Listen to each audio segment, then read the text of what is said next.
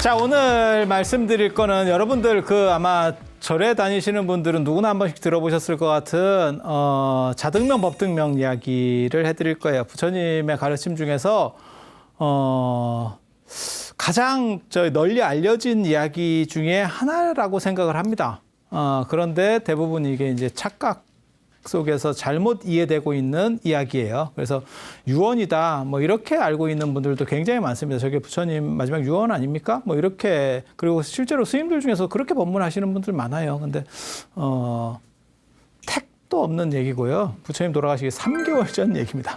3개월 전 얘기. 전혀 시점도 안 맞고 전혀 관련 없는 이야기. 그리고 저 이야기가 나오게 된 배경, 그리고 저게 대표전 번역이 잘못됐다라고 지적받는 이야기 부분 중에 하나인데 왜 저런 이야기들이 있는지에 대해서, 그리고 부처님 돌아가시기 3개월 전부터는요 기록이 굉장히 자세히 남아 있습니다. 그래서 8종의 열반경이라 그래서요 8종류에 의해서 아주 정리가 깔끔하게 잘 되어 있습니다. 비슷비슷한 게 8종류나 있어요. 물론 뭐 8종류가 다 완질은 아니고 일부만 남은 것도 있어요. 하지만 뭐 장암, 유행경, 그 다음에 반니원경, 니원경, 열반경, 대반열반경 뭐 할 거 없이 총 8종류 세트에서 이거를 거의 비슷한 얘기를 하고 있어서 딱 대조해 보면 거의 동선이 그대로 나올 정도로 뚜렷합니다. 이유는 뭐냐면 부처님의 열반이야말로 진정한 깨달음이라고 생각해서 그 부분에 대한 기록은 자세하게 남겨놓은 거예요. 초기 불교에서부터 있었던 내용인 거예요. 그래서 가장 오리지널한 부분 중에 하나를 얘기할 거고, 거기가 이제 어디서부터 시작되냐면 이야기는 바이샬리에서부터 시작이 됩니다. 그러니까 우리가 지금까지 부처님 이야기들을 좀 해왔고 중간에서 이제 중요한 이야기들을 했고, 이제 부처님께서 돌아가시는 이야기, 그 다음에 이제 교단사로 넘어가게 되는 거거든요. 그래서 그런 이야기들을 좀 나갈 겁니다. 그래서 맨 마지막에 저기서 이제 안거에 드시는데 3개월 동안 안거에 딱 드시는데 그때 몸이 굉장히 많이 안 좋으셨대요. 저 법등명 자등명이 나오는 이제 스토리예요. 몸이 안 좋으셨대. 근데 당신이 명상을 해서 기적같이 몸을 회복했대요. 사실 그때 부처님이 수명이 끝났습니다. 수명이 끝났습니다. 이제 그렇게 되는 거거든요. 스토리는. 그래서 그랬더니 이렇게 몸을 딱 회복하니까 옆에 있었던 아난이, 시자인 아난이 뭐라고 얘기를 하냐면, 저는 부처님께서 돌아가시지 않을 거를 알고 있습니다. 이렇게 얘기를 해요. 그러니까 부처님이 너가 어떻게 나를 아느냐. 그 당시 아난은 수다원이고, 아라한의 계의가 4가지가 있거든요. 수다함, 수다원, 사다함, 아나함, 아라한. 부처님은 이제 아라한인 거예요. 어떻게 바둑 일단이 9단의 수를 읽을 수 있냐? 그게 가능하냐?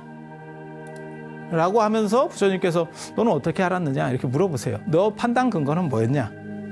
라고 했더니 아난이 뭐라 그러냐면 부처님께서는 교단의 후계자에 대한 언급을 안 하셨습니다. 그 얘기는 아직 하실 말씀이 있다는 얘기고 아직 돌아가시지 않을 거라고 생각을 했습니다. 저는 그것 때문에 그렇게 판단했습니다. 이렇게 얘기해요. 그랬더니 부처님께서는 교단에는 후계자가 없다 라고 말하면서 이 얘기를 하시는 거예요. 자등명 법등명이란 스스로를 등불로 삼고 그 다음에 진리를 등불로 삼아라, 가르침을 등불로 삼아라. 그렇게 해서 네가 완성돼 가는 것. 우리가 지난 시간에 그런 얘기 했잖아요. 불교의 가장 큰 특징 중에 하나가 자기의 완성. 그 다음에 여기서도 지금 나타나는 거죠. 부처님을 믿어라 뭐 이런 게 아니고 그 합리적 가르침을 통해서 네가 자유롭게 되고 깨달음을 얻으면 그걸로 충분하다. 그리고 더 앞거는 자가 앞에 나오는 거예요. 자가. 진리보다 내가 더 중심인 거예요. 그래서 처음에 제가 저 기록을 봤을 때 저게 법이 뭐 앞에 나오고 자가 뒤에 나와야 되는 거 아닌가? 그래서 진리라는 게 기준으로 쓰고 내가 거기에 맞춰가야 되는 게 아닌가라는 생각을 했는데 불교는 그렇지 않아요. 그게 아니고 법이라고 하는 가르침, 그 다음에 진리라고 하는 것도 나에 대한 보조수단일 뿐인 거예요. 그래서 진정한 자유 속에는 깨침도 들지 않는다는 거거든요. 부처님이 만약에 사리불이 살아계셨으면, 저 당시에 사리불이 살아계셨으면 사리불을 후계자로 지목했을 확률도 상당히 높아요. 상당히 높아요. 그런데 실제로 사리불은 저때 돌아가셨고 마땅한 카드가 없었어요, 교단에. 그래서 모든 교단에는 어떠한 책임자가 있는 게 아니고 교단의 구성원들은 스스로 자기가 자신의 일을 알아서 한다. 그러니까 뭐라고 생각하시면 되냐면 일종의 지방자치제 같은 거예요. 지방자치제. 중앙집권제가 아니고 지방자치제. 근데 저 안하는 뭐라고 생각했냐면 공화제에서 어떤 리더가 있을 거야. 그러니까는 교황제 같은 걸 생각을 했다고요. 천주교의 교황제 같은 걸. 그런 식으로 가지 않겠나? 라고 판단을 했던 거예요. 그러니까 완전히 헛다리 잡은 거지. 그래서 부처님께서는 그런 리더는 없다. 나한테 기대하지 마라. 라고 말씀하시면서, 그러니까 여기서 기대하지 마라라고 하는 거는 그런 사람을 지목할 거라고. 기대하지 마라. 그리고 하시는 말씀이 사건은 없다. 사건이 쥔주먹이에요. 그러니까 악권이라고 하는데 악권. 사건이 사사로운 주먹. 그러니까 쥔주먹은 없다. 나는 모든 것을 너에게 보여줬다. 이렇게. 그래서 저게 일종의 3개월 전에 하셨다는, 그러니까 유언이 아니라는 거 한 가지 생각을 해두시고, 그리고 저게 이제 번역 문제가 나와요. 번역 문제가 저기 이제 뒷바라고 하는 저 용어에 대한 번역인데, 저게 섬도 되고 등불도 돼요. 섬도 되고 등불도 돼요. 그래서 이제 저걸 어떻게 번역할 것이냐라고 하는데, 장화함경 같은 데는 자주법주라고 번역이 돼. 이게 뭐냐면 섬이라는 뜻이에요. 이게 섬이라는 뜻이에요. 자신을 섬으로 삼고 진리를 섬으로 삼아라. 의지처로 삼아라. 이것도 내가 저런 얘기를 했다고. 저게 뭘 의미하는 거냐면 일반 섬이 아니고 저게 피난섬이라는 거예요. 피난섬. 전에도 잠깐 제가 그런 얘기를 해드렸었죠. 피난섬. 피난섬이라는 이거 내가 지어낸 말이거든.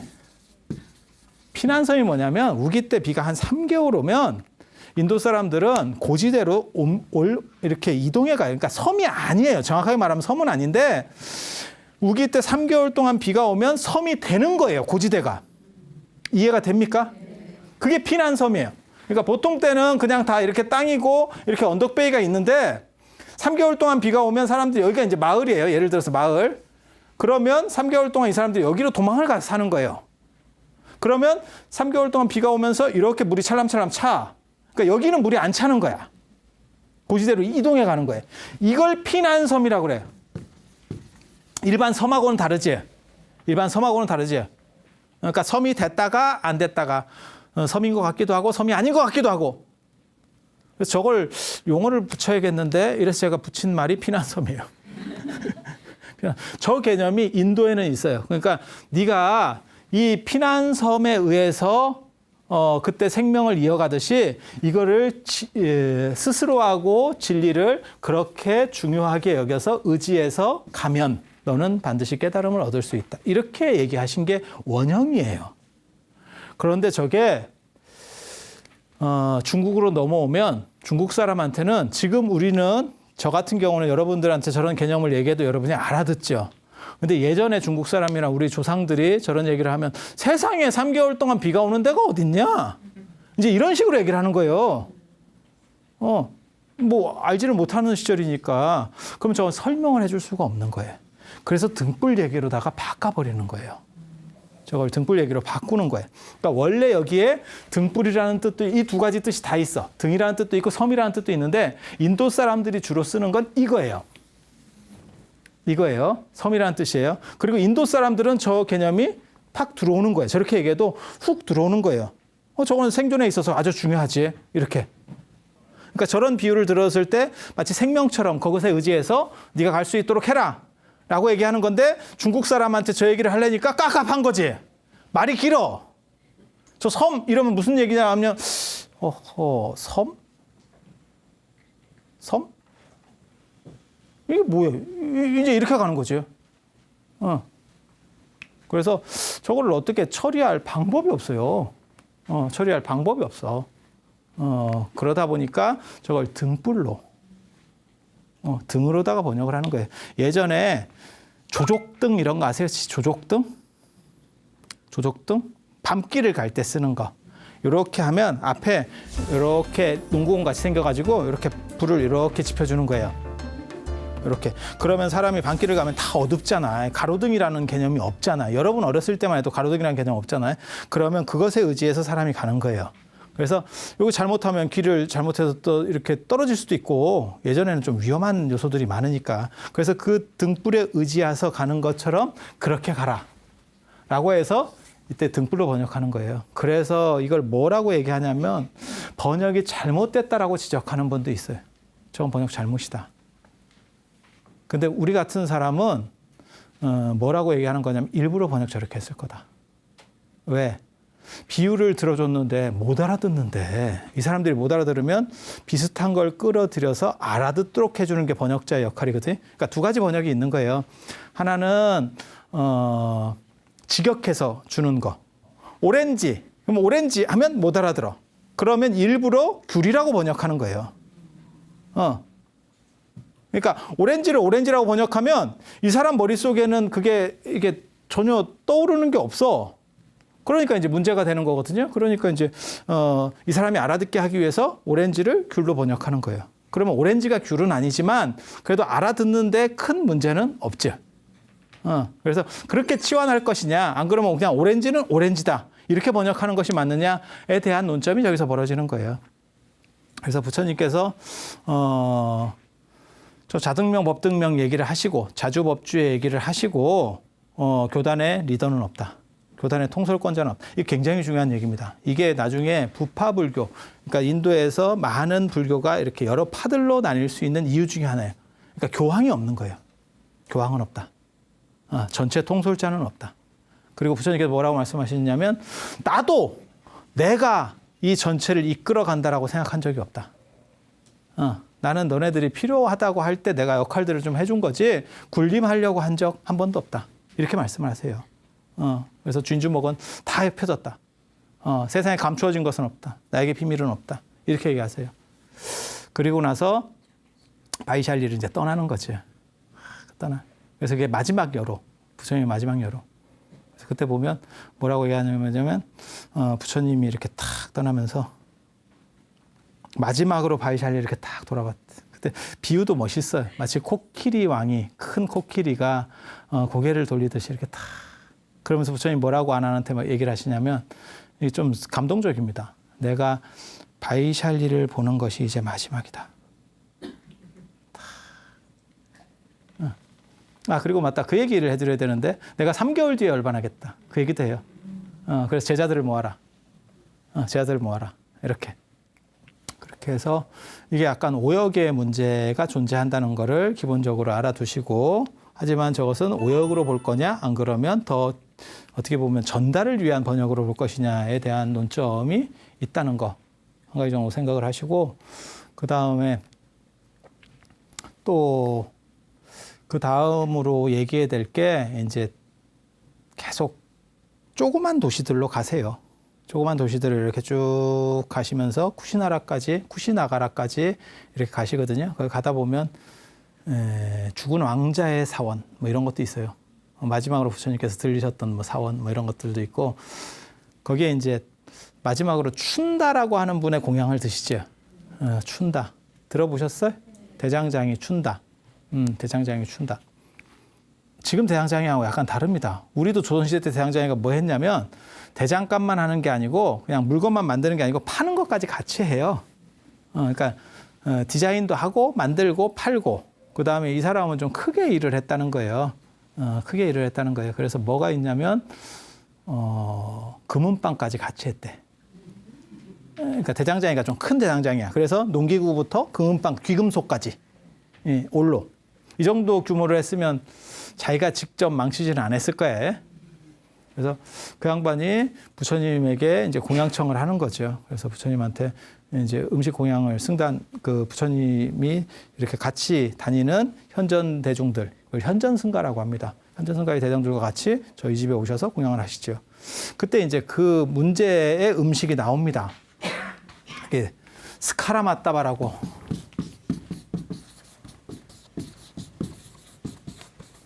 문제 음식입니다. 문제 음식. 이거를 남방불교에서는 뭐라고 얘기하는 거냐면 새끼 돼지고기. 새끼 돼지. 돼지고기라고 얘기를 하고, 그 다음에 이제 북방불교에서는 전다장 버섯이라고 그래요. 전다장 나무의 버섯.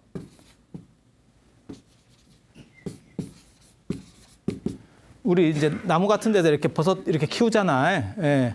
그렇게 키우는 재배한 건 아닐 거고 아마 뭐 땄겠죠. 예전에 뭐 누가 재배까지 할 정도가 되겠어요, 상황이. 그러니까 전단양 나무에서 자라는 뭐 버섯 이런 걸 가지고 이제 요리를 했더니 모기버섯 생각하면 되겠지. 예, 모기버섯이나 표고버섯 뭐 이런 거 생각하시면 되겠지. 그렇게 해서 부처님한테 부처님과 대중들에게 저 음식을 이제 잘한다고 해서 내줬는데 부처님이 뭐라고 말씀하시냐면 저 음식을 먹지 마라. 나를 제외하고 이 세상의 열애를 제외하고 저 음식을 먹고 소화시킬 수 있는 사람은 없다. 그러니까 아무도 먹지 마라. 이렇게. 독버섯이 들어갔대. 예, 그건 뭐 요리를 일부러 그런 게 아니고 이제 실수로 이제 독버섯이 섞였다는 거예요. 그래서 부처님 말고 제 아들은 아무도 안 먹고 그 다음에 아무도 일반인도 먹지 마라. 그리고 남은 음식은 다 버려라. 그때 왜 당신은 드셨을까? 당신도 안 먹었으면 될 건데. 예? 이거 먹고 나서 굉장히 고통에 시달려요. 고통에 시달려요. 그런데 어떻게 생각하는 거냐면 저 사람이 춘다가 나에게 공양을 올릴 때는 독버섯을 먹고 고통을 받아라라고 생각을 해서 주는 게 아니고 날 죽이려고 하는 게 아니고 그냥 신심 있는 공양이잖아. 근데 잘못해서 뭐가 들어간 거잖아요. 근데 아무도 안 먹고 싹 버려라 라고 말할 수는 없었다는 거지. 그래서 이게 이제 버섯 요리냐 돼지고기 요리냐에 대한 논점이 있어요. 이걸 저는 뭐라고 해석하냐면 돼지버섯일 거다. 이 세상에 돼지버섯이 있어요. 네, 트러플, 송로버섯일 거다. 저는 그렇게 추정을 하거든요. 안 그러면 이런 식으로 이상하게 너무 다른 내용으로 나갈 수가 없어요. 송로버섯이 돼지버섯이에요. 저게 왜 돼지버섯이냐면 저거를 채취하는 수단이 돼지를 가지고 채취를 해요. 프랑스나 지금도 마찬가지예요. 저 송로버섯은 위로 안 올라와요. 그러니까 이게 머리를 이렇게 디밀어야 되잖아요. 그래야 사람이 채취를 하는데 얘가 안 올라오고 그러니까 어떻게 보면 이게 부엽토? 그 부엽토 층에서 그냥 이렇게 자라다가 끝나버리는 거예요. 그래서 그건 후각으로밖에 채취가 안 된대. 그래서 돼지를 훈련시켜서 프랑스에서 지금도 그렇게 하고 있다니까요. 그렇게 해서 그걸 이제 돼지가 이렇게 해부적거리면 그걸 캐는 거예요. 그래서 그걸 돼지버섯이라고 하는 거거든. 그리고 인도 쪽에도 그게 좀 나요. 그래서 그렇게 해서 드시고 난 뒤에 이제 춘다집에서 떠나거든요. 떠난 뒤에 어떤 일이 벌어지느냐면 식중독 증세를 보입니다. 식중독 증세를 보여요. 그래서 식중독이 뭐냐면 이렇게 좀 토사. 이렇게 밑으로 많이 나오고 위로 좀 이렇게 하고 그다음에 탈수가 걸려요. 그렇게 해서 부처님이 좀 가시다가 나무에 앉아요. 근데 부처님의 마지막 여로에서 가장 재밌는 게 이제 좀 이렇게 많이 싸면 힘이 빠지니까 사람이 앉아야 돼요. 뭐 그건 여러분도 해봤잖아요. 평생에 몇 번은 그런 일이 있잖아요. 뭐 서 있기도 쉽지도 않은 상황도 있어. 이렇게 해서 뭐 하다 보니까 그래서 거기 나무에 앉아서 부처님이 뭐라고 말씀하시냐면 이게 부처님 돌아가실 때 굉장히 재밌는 대목이에요. 왜냐하면 돌아가시면서 산 사람들을 위로하고 갑니다. 보통은 죽을 때 모든 사람이 마찬가지예요. 죽을 때 산 사람이 죽어가는 사람을 위로해 주는데 부처님 일생은 반대예요. 산 사람들을 위로하고 가요. 그래서 부처님이 거기 나무 밑에 딱 앉아갖고 무슨 생각을 하셨냐면 아마 춘다가 내가 이렇게 된 걸 보고 내가 아마 몸이 안 좋아진 걸 보고 후회할 거다. 나에게 공양 올린 것을 후회할 거다. 그러니까 내가 앉아 있을 테니까 아나나 네가 가서 얘기를 해라. 춘다의 공양은 수자타의 공양과 대등하다라고. 춘다는 아마 사람 이름일 겁니다. 근데 수자타는 사람 이름이 아닐 겁니다. 부처님께서 깨달음을 얻으려고 하실 때 이제 우유죽을 드시고 우유죽을 공급받아서 깨달음을 얻으니까 이제 굉장히 복을 많이 지은 선한 여자 아마 이런 의미일 거예요. 왜 그 당시에 부처님이 깨달음을 얻네 못 얻네 이러고 지금 앉아 계시는데 거기서 당신 이름이 뭐요? 내가 당신 이름을 기억해 주겠소. 이런 상황이 아니에요. 지금 당신 고가 석자인 상황이었다니까. 그래서 이게 아마 저런 식의 이름이 이름으로 착각된 경우일 거예요. 근데 춘다는 당신이 충분히 통제할 수 있는 그런 상황이었기 때문에 아마 사람 이름이 맞을 겁니다. 그래서 저거는 그냥 별명이라고 보시면 돼요. 착한 일 한 여자. 뭐 우리식으로 말하면 뭐 이쁜 여자, 좋은 일 한 여자. 뭐 이런 의미라고 생각하시면 돼요. 그래서 수자타의 우유 공양을 드시고 부처님께서 깨달음을 얻으신 것처럼 춘다의 마지막 공양을 드시고 부처님이 열반에 드신다라고 하는 거를 생각했을 때 이 둘의 공양 가치는 대등하다. 그래서 춘다를 위로해 줘라. 그렇게 해서 아난에게 얘기하니까 아난이 실제로 춘다집으로 다시 갑니다. 가보니까 춘다가 코를 빠뜨리고 있더래. 내가 괜히 오지랖 넓은 짓을 해서 문제를 더 일으킨 게 아닌가. 나는 부처님을 존중해서 이렇게 했는데 결국 현전승가 다른 스님들은 다 공양도 못하게 됐고 그 다음에 부처님도 저걸 드시고 몸이 좀 안 좋아지신 거예요. 그러니까 이제 후회하는 마음이 괜히 했네. 이거 내가 굳이 안 나대는 건데 이거 뭐하러 나대서 돈 들이고 이게 욕먹는 상황 딱 제일 짜증나는 구조가 그거잖아요. 돈 들이고 욕먹기. 그런 상황에서 후회를 하고 있더래. 근데 아난이 와서 그 얘기를 해주니까 이 사람 마음이 풀린 거예요. 그래서 굉장히 기뻐하더라. 라고 하는 대목이 나와요. 굉장히 재밌지. 왜? 당신이 몸이 아파도 한 사람 한 사람 거꾸로 배려를 해주고 있는 거예요. 배려를 해주는 거예요. 그 다음에 이제 두 번째 나오는 스토리가 뭐가 있냐면 탈수가 자꾸 일어나니까 목이 마려운 거예요. 당신이. 그래서 아난한테 아난아 저쪽 강에 가서 물을 떠다 달라. 이런 얘기를 해요. 바루에. 근데 아난이 딱 보니까 좀 전에 상인들이 수레를 끌고 강을 건넜대. 그래서 강바닥이 뒤집어졌다는 거예요. 강바닥이 뒤집어졌다라고 하는 건 물이 흐렸다는 얘기예요. 흐려졌다는 얘기예요. 그래서 막 물이 안 좋아. 그러니까 아난이 뭐라 그랬냐면 부처님 지금 상인들이 마차를 끌고 건넌 지가 얼마 안 돼서 물을 지금 드실 수가 없습니다. 조금만 기다리셔서 물이 안정되면 가라앉으면 그때 떠다 드리겠습니다. 라고 얘기하니까 부처님께서 아난아 내가 지금 목이 마르다. 물을 떠다 줬으면 좋겠다. 또 이렇게 얘기를 해요. 그러니까 아난이 또 얘기를 합니다. 지금은 물들 상황이 아닙니다. 지금 정수기가 없습니다. 여기 지금 상황이 그런 거 아닙니다. 이렇게 딱 얘기하니까 부처님께서 목이 많이 마르셨는가 봐요. 그래서 뭐라고 얘기하냐면 다시 한번 얘기를 해요. 지금 가서 물을 떠다 줬으면 좋겠다. 그러니까 아난이 이게 불교 경전에 똑같아요. 스토리가. 뭐가 똑같냐면 세 번째는 못 거슬러. 세 번째가 끝이에요. 3세판 마지막 세 번째 끝이에요. 그래서 아난이 코를 빠뜨리고 갔대. 이게 물이 안 된다니까. 상황이 참 안 되는 상황인데 이랬는데 굉장히 재밌는 얘기예요. 바루를 강물에다가 이렇게 넣으니까 시냇물에다가 이렇게 딱 넣으니까 그 강이 지금도 있어요. 근데 강은 아니고 그냥 조그만 시내 같은 정도라고 보시면 돼요. 넣으니까 갑자기 그 바루에 닿는 물만 깨끗해졌대. 그렇게 해서 그걸 딱 이렇게 갖다 드려서 당신이 물을 드시고 맨 마지막에 쿠시나가르로 가십니다.